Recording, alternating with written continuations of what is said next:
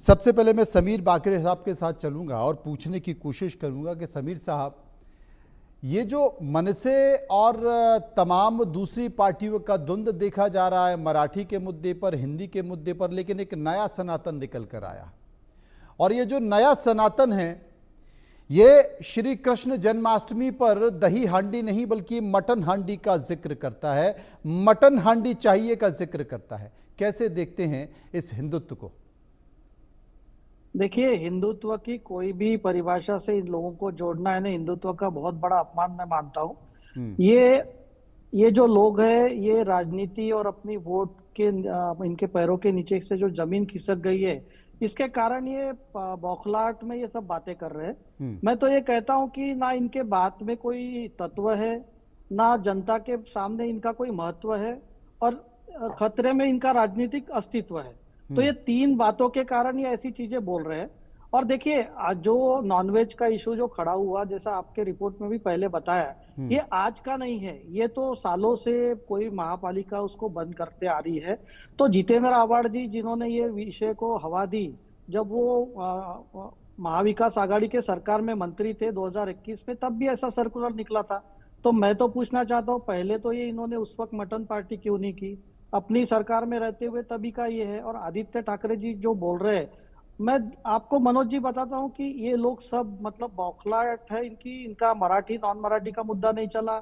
अभी ये लोगों को नॉन वेज और वेज की इसमें बांटना चाह रहे।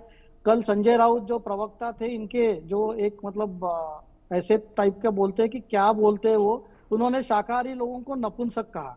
तो मैं तो ऐसे लोगों का मतलब हिंदुत्व से भी रिश्ता नहीं है, ना कोई धर्म से रिश्ता है।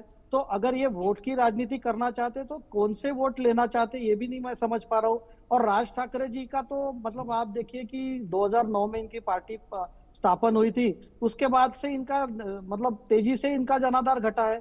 आज के डेट में ना इनका कोई विधायक है, ना इनकी कोई जमीन है, 2% के नीचे का वोट है। तो एक चर्चा में रहने के लिए, अपनी राजनीति को न्यूज मीडिया में रखने के लिए ये ऐसी भद्दी और गंदी बातें कर रहे हैं। तो दही हांडी के दिन मटन हांडी की बात करना, यानी इससे बड़ा भगवान श्री कृष्ण का अपमान मैं नहीं मानता हूं। तो आज ये सनातनी है, और बाला साहब ठाकरे के साथ राज ठाकरे साहब इतने साथ रहे। मुझे तो आश्चर्य लगता है कि बाला साहब ठाकरे के साथ रहते हुए भी इनको कोई संस्कार नहीं आए। इस तरह की बातें कर रहे हैं। अगर आज बाला साहब ठाकरे होते तो इनके साथ क्या करते, ये उबाटा के गट के जो हमारे भाई है वो बताएंगे। क्योंकि देखिए, बाला साहब ठाकरे ने जो हिंदुत्व की बात की थी ना, आज उद्धव ठाकरे साहब उसके साथ खड़े, क्योंकि वो कांग्रेस की गोद में जाके बैठे। जो कांग्रेस पार्टी के लिए बाला साहब ने कहा था कि अगर मेरी शिवसेना कभी कांग्रेस पर बनी तो मैं अपनी दुकान बंद कर दूंगा, उसी के गोद में ये बैठ गए। वैसे राज ठाकरे साहब का तो देखिए, हर चुनाव में इनका नया कोई स्टैंड होता है। कभी ये बीजेपी को सपोर्ट करने की बात करते हैं, कभी शरद पवार साहब को सपोर्ट करने की बात करते हैं। तो जनता इनको बिल्कुल सीरियसली नहीं लेती। और इन्होंने जो स्टेटमेंट किया है, मैं उसकी कड़ी शब्दों में निंदा करता हूं। और ऐसे भगवान श्री कृष्ण के पावन दही हांडी के अवसर पर मटन हांडी की बात कर रहा है, नहीं मतलब I think he need some treatment. Brajmohan Srivastava मेरे साथ मौजूद है। ब्रजमोहन जी, मुझे लगता है कि हिंदू अगर हिंदुस्तान में कोई है तो उसको हिंदुत्व की परिभाषा बखूबी है। अब उसमें कांग्रेस का हिंदुत्व, बीजेपी का हिंदुत्व या किसी और राजनीतिक पार्टी के हिंदुत्व की ज़रूरत नहीं है। अब श्री कृष्ण जन्माष्टमी दही हांडी, क्योंकि बड़े पैमाने पर इसे महाराष्ट्र में मनाया जाता है, मुंबई में मनाया जाता है, बड़ा भव्य आयोजन इसका होता है, देश भर में ये आयोजन होने लगा। और राज ठाकरे को दही हांडी का निमंत्रण देने कुछ युवा गए थे, उन्होंने कहा कि मुझे मटन हांडी का इंतजार है। क्या ये अपमान नहीं है जन्माष्टमी का? या फिर कौन से हिंदुत्व की परिभाषा को गढ़ने की कोशिश राज ठाकरे कर रहे हैं? मनु भाई जी। सबसे पहले तो आज मैं पूरे देश के लोगों को आपके चैनल के माध्यम से दही हांडी और कृष्ण जन्माष्टमी के अवसर पर राष्ट्रवादी कांग्रेस पार्टी की ओर से बधाई देना चाहता हूं। जी।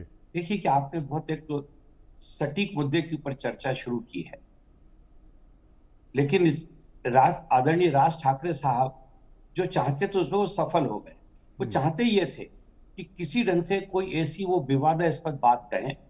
उनका तात्पर्य सिर्फ एक ही चीज है कि कैसे भी विवाद पैदा होता रहे और वो लगातार लोगों के बीच में उनके नाम की चर्चा होती रहे। मुझे ऐसा लगता है इस मामले में वो जरूर सफल हुए हैं, लेकिन उन्होंने उन सारे लोगों की भावनाओं को ठेस पहुंचाने का काम किया है जो ऐसे पर्व पर इस प्रकार की चर्चाओं से हमेशा बचते हैं, इस प्रकार के विवादों को नापसंद करते हैं। देखिए, ये जो दही हांडी का जो कार्यक्रम है, ये एक धार्मिक अनुष्ठान से शुरुआत हुई थी।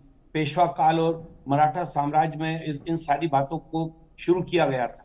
धीरे धीरे ये महाराष्ट्र नहीं, आपको जान के बड़ा आश्चर्य होगा कि इन कार्यक्रमों को यूके और यूएस में भी मनाया जाता है। वहां पर भी जो भारतीय समुदाय के लोग रहते हैं वो वहां पर इसका आयोजन करते हैं। तो इस प्रकार की बातें करके उन्होंने जो अपना एक छोटापन बताया है, जिस तरह से उन्होंने इसको, इस धार्मिक पर्व को जिसपे कि करोड़ों लोगों की श्रद्धा और जिनका इस पूरे आयोजन से एक लगाव रहता है, उनकी भावनाओं को उन्होंने ठेस पहुंचाने का काम किया है। राष्ट्रवादी कांग्रेस पार्टी ऐसे किसी भी वक्तव्य का, ऐसे किसी भी प्रकार की चर्चाओं से पूरी तौर से असहमत है, और हम लोग ये चाहते हैं कि इस प्रकार की चर्चा इस धार्मिक पर्वों पे नहीं होना चाहिए। इससे बहुत लोगों की भावनाएं आहत होती हैं।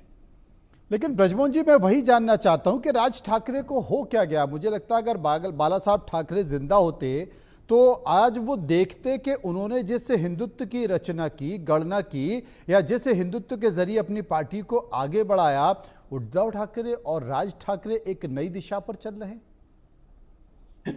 देखिए ना कि जब जन समर्थन किसी व्यक्ति का समाप्त हो जाए और उसको समाज में मान्यता ना मिले, तो तरह तरह के इसी प्रकार की जो कृत्य होते हैं उनको करके उनको ऐसा लगता है कि शायद उनको फिर से जनता को उनको समर्थन दे देगी, या फिर से सार्वजनिक जीवन में उनको कोई जनाधार मिल पाएगा। ये उनका भ्रम है, और मुझे लगता है शायद इसी भ्रम के चलते वो इस प्रकार के वक्तव्य देते रहते हैं। उनके जो समर्थक हैं इसी प्रकार की बातें करते रहते हैं।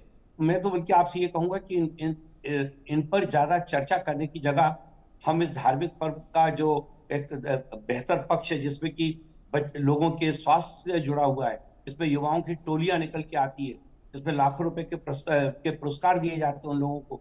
सरकार ने, महाराष्ट्र सरकार ने इसके लिए नियम तक बनाए कि किस प्रकार से दही हांडी के कार्यक्रमों में क्या क्या आपको प्रिकॉशन लेना होंगे और किस तरह से उसको आयोजित किया जाएगा। वहां का स्थानीय प्रशासन इस पूरे मामले में कदम मिलाकर उन लोग दही हांडी की जो टीमें होती हैं उनके साथ काम करता है। तो मैं उसके सकारात्मक पहलू पे बात की जाए, इन पे चर्चा करने की कोई जरूरत नहीं है। लेकिन हम समझना चाहते हैं कि आखिर ये गणना क्या है, क्या गणना चाहते हैं। मेरे साथ संजय द्विवेदी साहब भी जुड़ गए, जो कि शिवसेना उद्धव गुट है। संजय साहब, आपका स्वागत है इंडिया न्यूज में। ये दही हांडी के निमंत्रण में राज ठाकरे साहब को मटन हांडी कहां से नजर आ रही है? देखिए, सबसे बड़ी बात यह है कि कृष्ण जन्माष्टमी की सभी दर्शकों को बधाई, आप सभी पैनल वालों को बधाई। आज कृष्ण जन्माष्टमी है। कृष्ण जन्माष्टमी हमारे भगवान श्री कृष्ण के बचपन का जो स्वरूप था उसके लिए मनाई जाती है। ये है कि त्योहारों में हम लोग, चाहे कोई भी संगठन हो, भारतीय जनता पार्टी, कोई नवदुर्गा वगैरह में, विरोध करते हैं कि सब मटन वगैरह नहीं बननी चाहिए। राज ठाकरे जी का अपना दुख है, अपना तरीका है बात करने का, किस तरह बात करने का। उसके लिए भारतीय जनता पार्टी ऑलरेडी सहमत है, जानती है।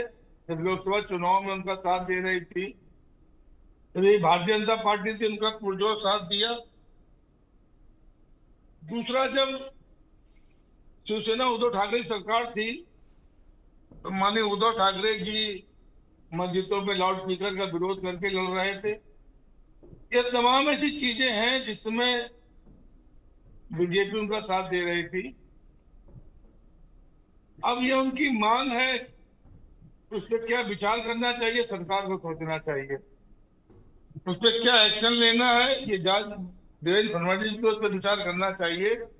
इस पे क्या वो एक्शन ले, क्या ना ले, ये उनका विचार, सोचने का विचार है।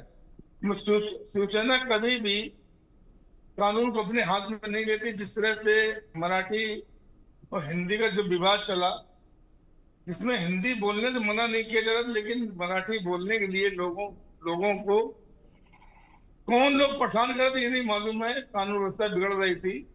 हम इसका हमेशा विरोध करते हैं, नहीं चाहते कि कानून व्यवस्था बिगड़े। ये चीज ध्यान रखना चाहिए। नहीं संजय साहब, मुझे लगता है कि एनएच पे चलते चलते आप कच्चे में उतर गए। मैंने पूछा था कि कुछ युवा राज ठाकरे साहब को दही हांडी देने गए थे, लेकिन उन्होंने कहा कि मुझे तो मटन हांडी का इंतजार है। इस पर मैंने पूछा था, मुझे लगता है कि अब आप ये राज ठाकरे जी बता सकते हैं ना कि मटन हांडी उन्हें क्यों चाहिए। अरे आप मिलकर चुनाव लड़ने वाले हैं साहब, आपकी नहीं, नहीं, युति हो मिलकर चुकी है, चुनाव आप लड़ने वाले, चुनाव में लेकिन जा रहे हैं मैंने साथ पहले- में, जनता आप मैंने दोनों से देखिए- मिलकर सवाल पूछेगी। मनोज जी, मैंने पहले एक बात आपसे कही कि चाहे हम कांग्रेस शिवसेना गठबंधन में हो, एनसीपी गठबंधन में हो, चाहे भारतीय जनता पार्टी के साथ पीडीपी हो या नीतीश कुमार जी हो या जो भी हो, जो गठबंधन में है, तो गठबंधन के नेता क्या कर रहे हैं उससे हमारा कोई लेना देना नहीं। ये अच्छा हमारा सिर्फ जो है कि जो भी वो कह रहे हैं कि मटन हांडी चाहिए, क्यों चाहिए, जवाब उसका एमएनएस का कार्यकर्ता दे सकता है, ये माननीय राज ठाकरे स्वयं दे सकते हैं, उसका जवाब हम नहीं दे सकते। मतलब चुनाव में जब सवाल भी पूछे जाएंगे तो बोले भाई इसका जवाब तो वही देंगे, हम नहीं दे पाएंगे, और उसका जवाब वही देंगे, हम नहीं दे पाएंगे, लेकिन चुनाव साथ में लड़ेंगे।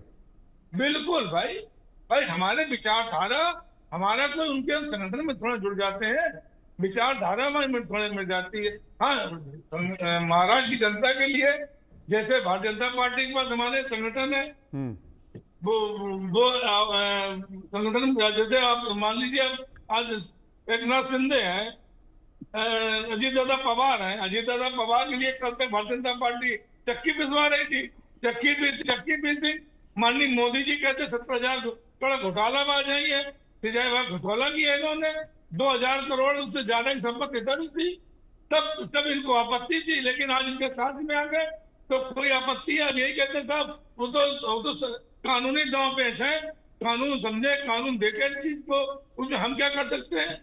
तो मैं वही आपसे कह रहा हूँ, ये अजीत दादा पवार जिसको चक्की बिसवा रहे थे, आज इनके साथ में है एकनाथ शिंदे, जिनको 50 हो गए एकदम हो गए, गद्दारों को 3 लेके बनाए हुए हैं। तो यही जितने भ्रष्टाचारी देश में हैं, जितने भ्रष्टाचारी देश के हैं, सभी को लेके आज भारतीय जनता पार्टी, चाहे आसाम का नाम ले लीजिए आप, पश्चिम बंगाल ले लीजिए आप, कहीं का भी ले लीजिए, तो सबको लेके अपने साथ में। हम समझे वो तो काम नहीं कर रहे, हम देश में वो तो अराजकता तो नहीं फैलवा रहे हैं, भ्रष्टाचारी को संग में लेके कोई कार तो नहीं कर रहे। किरण जी जवाब दे दीजिए।